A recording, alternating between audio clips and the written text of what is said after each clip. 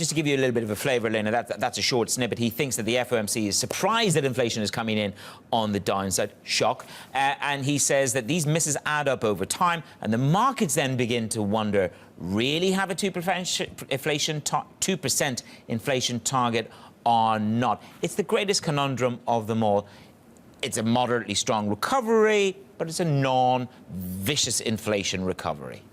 Yes, inflation normalization seems to be lagging behind the growth normalization story, but I think overall the markets are hugely underprepared for a level of policy normalization that's still very much in the pipeline.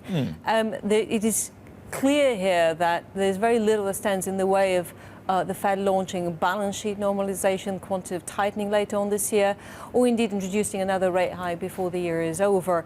I think there are three key elements to this model.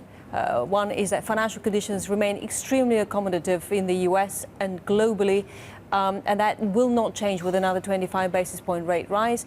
Also, the US economy is extremely strong. The labor market figures show that the recovery remains extremely resilient at the speed limit for the economy, as determined by the economy's productivity and population growth. And thirdly, although inflation, there's been an element of surprise to the downside in the short term, and there is some disagreement among Fed officials as to what that means with respect to perhaps the pace of policy normalization that the Fed should be pursuing at this point, there is general lack of concern that this marks any significant or lasting downturn in prices or in the pace of inflation in the US. And that means that the Fed is still very much on track for normalization through this soft inflation path.